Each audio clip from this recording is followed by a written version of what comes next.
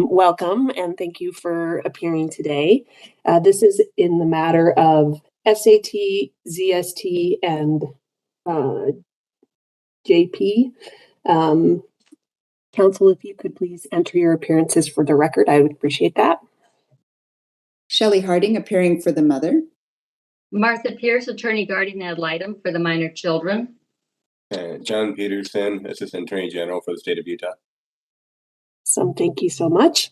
All three of you have done our virtual courtroom before, so you're aware of sort of the guidelines. Just a reminder to mute your microphones and turn off your cameras when you are not arguing. That helps us focus on the attorney who is making arguments at that moment. Ms. Pearson, Mr. Peterson, are you going to split your time? Yeah. Correct, Your Honor. Okay, awesome. I anticipated that. And does anybody have any questions before we begin? Do you still want us to turn our video off when we're not speaking? Yes, please. That would be great. I would note for the record that I'm joined on this panel with my colleagues, Greg Orm and Kate Appleby, and we appreciate Judge Appleby's assistance. We've been so lucky to have her continue with us these last few months. So if there's no questions, we can begin. Thank you. Okay, good morning, everyone. Today I wanted to address two issues, and I recognize there are three issues in my brief, and that third issue was the weighing analysis in Ray JM. I agree with the guardian ad litem, however, that this case does not directly implicate it. So while I'm very interested in this issue, I'm going to leave that for another day. The first issue that I wanted to address was the lack of reasonable efforts in this case. This has not been a hot issue for the Court of Appeals. I mean, definitely whether termination is strictly necessary has been a very hot issue, and we've had a lot of amazing decisions from the Court of Appeals. We don't have a lot on this issue of reasonable efforts, and I'm arguing today that this is the perfect case for it. So this is a case that originated with a serious incident of domestic violence. The mother was punched in the head, was hit with a stick. The mother punched the father in the face and threw his phone in the canal. And then there was another incident a couple years later, a very serious choking incident where the father choked my client and hit her again with a stick. So despite the fact that this case began with very serious domestic violence, and there was domestic violence during it and a very serious incident towards the end, my client never had domestic violence treatment. She never had an assessment, and she was never treated for domestic violence. I took a look at the responsive briefs. The responsive briefs do a fairly credible job of talking about the ways in which she did receive assistance, which touched on the domestic violence, and also pointed out that she had long gaps in her participation in those. So would you please respond to that? Sure. So I looked at those as well. I was a little concerned when they raised those issues. But when you look at them, basically DCFS said, here's a shelter that you can go to, which is great, but it's not an assessment and it's not treatment. In her situation, I have clients who are getting 25 weeks of treatment for this type of behavior, and she had absolutely none. So while it is true that the state interacted with her at times to say, hey, you should do something about this, you should go to a shelter where you would be safe, we have services in juvenile court to address this. We have assessments that are very detailed. Ms. Harding, can you address there's two concerns I have with that argument. The first is that there was the first interaction with the juvenile court in DCFS, there was a service plan that included domestic violence, both assessment and treatment, whatever the results of the assessment were. Not for her. For that was first for plan. It was just for the father. Oh. That was what was kind of critical, that she never had it. He did. He was the one charged in the original incident. So I think they viewed him as the primary aggressor. But we have both victim and perpetrator treatment. I've never seen a case that starts this way where someone didn't get an assessment. Can you tell me then the distinction between the individual therapy that she would have received versus the domestic violence therapy? Wouldn't addressing domestic violence issues be part of her individual therapy? Perhaps, but that didn't come out at trial that she had received any actual domestic violence treatment. And in our cases, we would do both. We'd do individual therapy, but we would always do that specialized domestic violence treatment. And without an assessment, any therapist wouldn't have all that information for determining exactly what she needs. So I think it's important to look carefully at the record. You'll notice only the father got the evaluation and only the father got the treatment. And so you had a person who was a domestic violence victim at the very least, possibly a perpetrator as well, and was involved in chaos throughout this case. And it was only when she separated from him that she was able to get her life into order. And that's what we saw at the end of the case, that she got employment, she was clean and sober. Everything changed when she was able to separate from the father. And that should have happened a whole lot earlier. I just wanted to point out, I don't see any record sites in your blue brief. So in the future, it would be helpful if you could maybe provide those record sites, especially when we're talking about things that either weren't provided or were provided. It's helpful to the court so that we don't have to, scour the record for that information. I would like you to address the invited error argument that both the guardian and the state raise in response to your arguments. Mm-hmm. Mother was part of creating the service plan, and there are several hearings throughout this procedure where the court found that there were reasonable efforts provided by DCFS, and Mother never objected.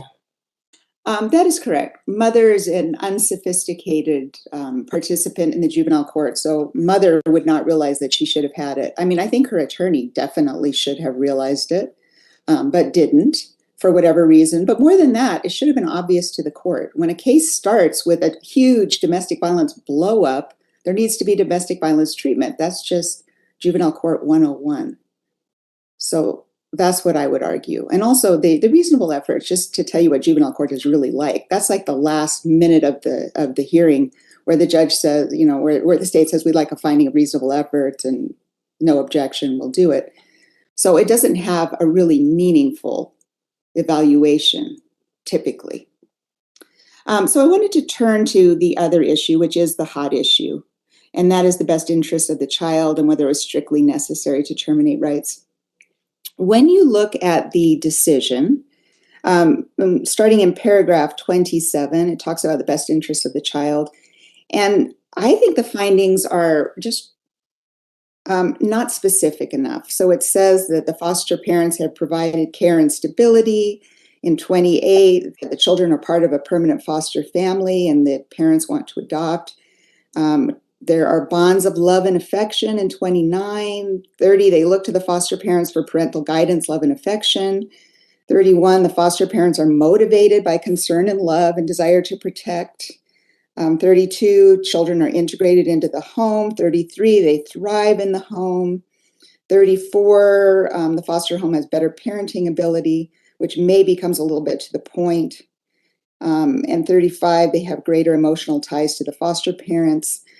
So all of these findings, I think, are what we would expect with a foster family. So if it's a good foster family and the children are there a long time, we would expect that there would be bonding. We would expect that there would be a good relationship and foster parents would want to adopt. I think paragraph 36 is the concerning one.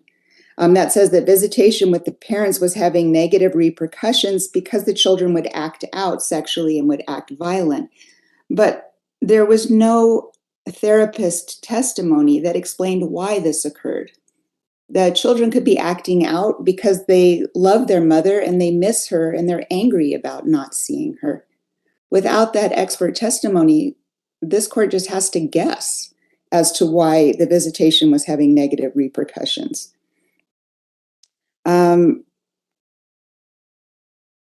So based upon those factors, the court concluded Yes. Sorry, it took me a second to process what you just said. It would be speculative, I think, if it weren't for the testimony of the foster parent that when the visitation ceased, the behavior problems ceased. But again, There why? is Well, apparently because they're not seeing their mother anymore, and that cause of stress in their life that caused the accidents in the pants and the sexual acting out and so forth. When they ceased having their visits with her, those problematic aspects of their behavior ceased. That was the testimony of the foster mother. Now, you may not agree and your client may not agree, but it seems to me that the trial judge would be in a position to draw an inference from that and conclude that there was a causal connection. I think, though, that you would need an expert to say why, because we also had testimony that kids were continually asking mom, can I come home? When can I come home?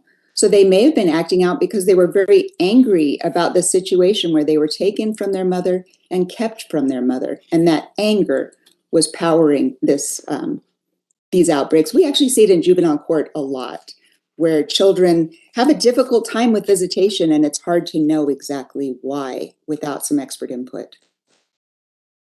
And it looks like my time is up. Thank you, Ms. Hardy.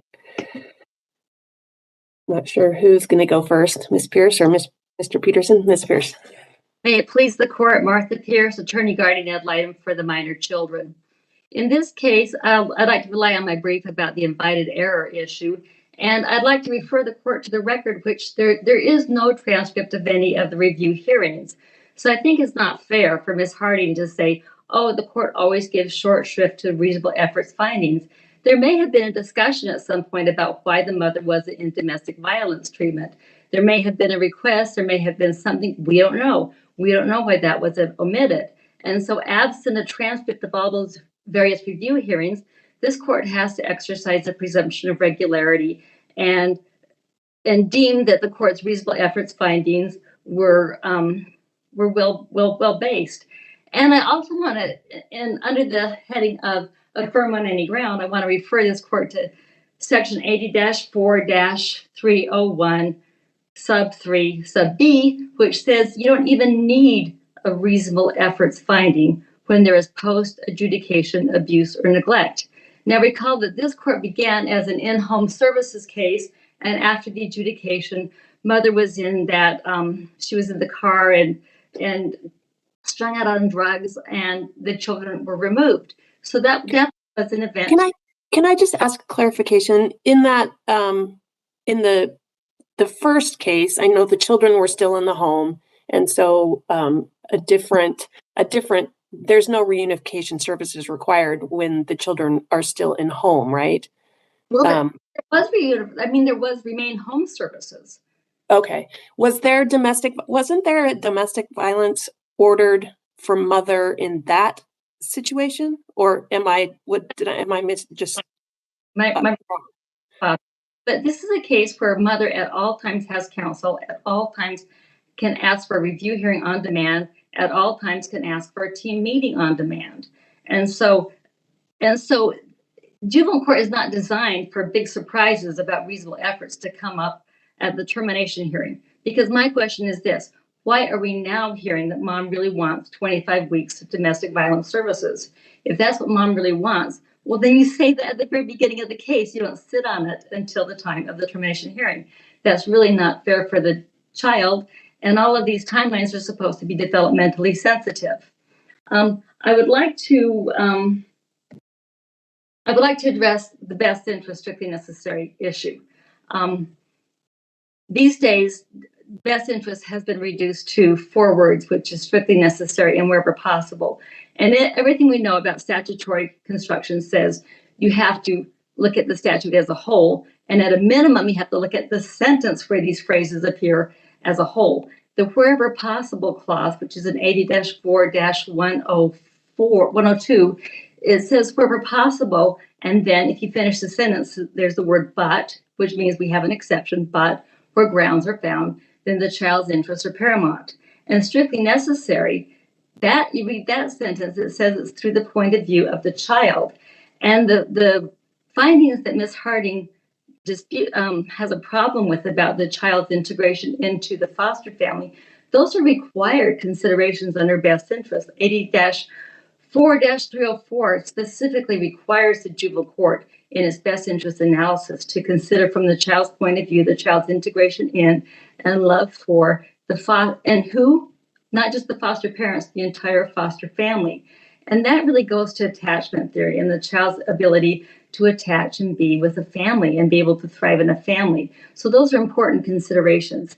To the extent Ms. Harding is complaining that the findings weren't specific enough, in Ray KF, the claim was, well, the findings aren't adequate for appellate review. And in Ray KF, the Supreme Court said, well, if that's your feeling, then you need to raise that to the trial court at a time when the findings and evidence are fresh in the trial judge's mind.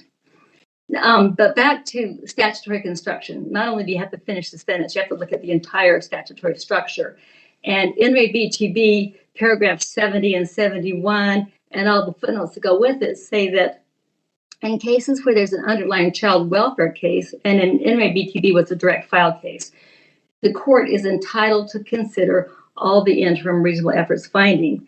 And in Ray BTB refers to the permanency goal, it refers to the timeline. It says strictly necessary is not supposed to be a wholesale impediment to termination of parental rights. Strictly necessary is not supposed to be an invitation to disrupt what? To disrupt the timelines and the permanency goals at play. So you get to respect those things. So you just can't sit on all of your evidence until the termination trial and say, well, now I think I want domestic violence services. Now this is what I want. You can't do that. And In Re BR is a really good example of that, where the Court of Appeals had said mother didn't really have to raise these claims at the permanency hearing. She could wait until the termination hearing. And the Supreme Court vacated that and said, no, you get to rely on the underlying cases and all those various interim determinations which the court made throughout the case. If there's any questions, I guess there's not. Okay, well, then I want to thank you for your time. Thank you, Ms. Pierce. Mr. Peterson? May it please the court, excuse me, John Peterson on behalf of the state of Utah. I guess I'll just start where most of the questions seem to be focused on the issue of services. And I would note, that a lot of the problem with it was really the fact that mother was just not very responsive to services. The service plans were created with her input, the input of her attorney. And, and one can say in hindsight, should there have been more focus on domestic violence? Maybe there should have, maybe there shouldn't have. But her major problems was substance abuse treatment and just not being really engaged. They disappeared. I think it was about September through November, a few months, and they left the area and were on the Wasatch Front, and they were to the wind. They weren't keenly in contact with their caseworker. And the mother also points out in her brief that her bipolar diagnosis occurred very late in the case. And again, it's because she wasn't going to therapy. It's hard for someone to diagnose you if you're not doing your part. As this court has repeatedly noted, services are a two-way street.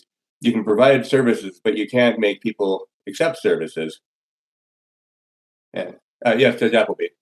Mr. Peterson, do you know whether had she gone to her individual therapy, it would have addressed the domestic violence issues? I'm not a mental health professional. I assume that any qualified therapist is looking at your issues fairly globally, and clearly that's if she's not sharing with her therapist that she's having significant domestic violence issues in her life, then again she's not helping. But if she's telling that to the therapist, presumably the therapist is going to address it with her, or even suggest that maybe she should get some additional, find somebody who is specifically trained in these kinds of issues. Again, so if you're not doing your part, you're not really getting what you need. And I think this record really demonstrates that mother was not particularly engaged in her services. On the issue of the BTB findings and alternative determination, I would argue that the juvenile court's findings are actually quite detailed. I mean, there was some discussion about whether the finding that visitation with the parents was causing the child problems is that a symptom of the fact that they miss the parents, or is it a symptom of the fact that the parents are causing them stress? I would say that in either case, it's evidence of the fact that there is not going to be a good co-parenting situation. I mean, this court has also held before that typically people who are estranged, foster parents who don't have a relationship, foster parents who aren't, say, a grandmother or an aunt or somebody who has a relationship with parents, it's difficult to force people together and say, for the rest of these children's lives, you're going to be co-parenting them. And it's particularly difficult in a case like this where the contact with the parents is causing, enuresis and sexual and violent acting out. I mean, so I think that however you look at that, that's evidence of the fact that the children are doing very well just with the foster parents, but they're not doing very well when the parents are inserted into the equation as well, which again, helps support the juvenile court's findings that termination was in fact strictly necessary. If there are no further questions, I'd happy to submit it on the brief. I'm happy to ask any further questions you might have. Thank you very much, Your Honor. Thank you, Mr. Peterson. Ms. Harding? I wanted to go back to the reasonable efforts issue. The argument made by the state and the guardian, this invited error argument, would basically prevent this court from ever reviewing reasonable efforts because, in theory, the parent or his or her attorney could have addressed it during the case, and if they didn't, well, the door's shut. Invited error. In the cases that I cited, that's not how the courts handled it in Florida and in Alabama. So that was a situation in. Sorry, did someone say something? Oh, okay. So that was a situation where the mother was discharged from a drug treatment facility, but the division made no efforts to refer her to another treatment program or provide her with alternative drug programs. And the court in that case found that was not reasonable efforts. But I'm sure someone could have argued at that time that someone didn't argue enough for the mother during the case in chief, and so it was invited error. And in the Washington case, the father, it was reversed on the basis of lack of reasonable efforts where the state failed to provide the father with transportation assistance, ended drug treatment, and made no effort to rehabilitate the father with respect to his housing and income problems. So both of these courts took a very careful look at what happened in the cases and how the state addressed those issues. I was not trial counsel, but in looking at the record, I see a case where it started with an explosive domestic violence incident and mother never got an assessment or treatment. I cannot see how that can be reasonable. Looking at the next issue, and that is whether it's strictly necessary to terminate, I'm focused now on the most recent decision, in Ray JJW 2022 Westlaw 783-2631. And in the last paragraph 36 of the analysis, it talks about what the juvenile court needs to do. But let me just say first, my impression is that the legislature feels that the family must be given a great deal of emphasis and it must be strictly necessary to terminate. You need to look at other options. And I can tell you from being a juvenile court practitioner that especially for younger children, the juvenile court prefers adoption. The juvenile court feels like this really is the best resolution. And that's the tension that we have. We have opinions coming out of the Court of Appeals saying, wait, you need to look at permanent custody and guardianship very carefully. But it's not, I think juvenile court is slowly changing, but that's not the way it's been for the last many years. So in paragraph 36, it says, in particular, before it may terminate father's rights, the juvenile court must adequately explain why it is better for child to have father cut out of his life forever rather than to have father remain in his life, perhaps with limited parent time pursuant to a guardianship arrangement. And my argument is that amongst the facts that are cited, the only one that comes close is that issue that the children had with visitation. And the problem with that is that we didn't have expert testimony to analyze that. And that leads us to just conclude that children were acting out because visitation was stressful, rather than children acting out because removal of their mother is stressful. We don't know the answer to that question. So I'm asking for remand. Mm-hmm. Was there any even suggestion that a permanent guardianship with these foster parents was even on the table. I mean, that's the difference between, I think, between this case and JJW. JJW was a situation where there was a permanent guardianship. And, you know, when you compare a permanent guardianship with termination in a situation where there already is a permanent guardianship, that was really the issue in JJW. I don't see those same facts anywhere close to this situation. Well, you've just got paragraph 42 of the termination order that says the court considered other options for the children, including placement with a family member, guardianship with foster parents, returning the children to mother and or father. However, no option satisfies the children's need for safety, stability, and permanency more than adoption with the foster parents. And that's why I'm arguing that really this is just another case which treated this issue the way juvenile court has forever, which is adoption is so much more stable and permanent than permanent custody and guardianship.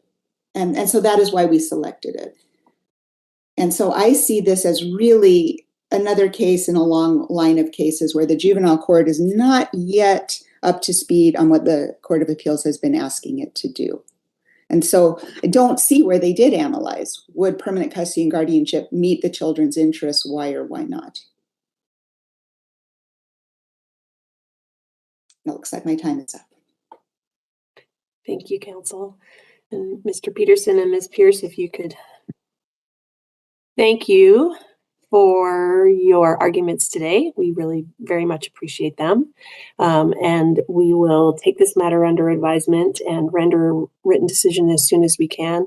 Hopefully it will be very quick because we know these cases involve young children and stability is important. So we'll do our best to get it out quickly. Thank you again for your arguments today. And with that, we will be in recess. Thank you, Your Honor.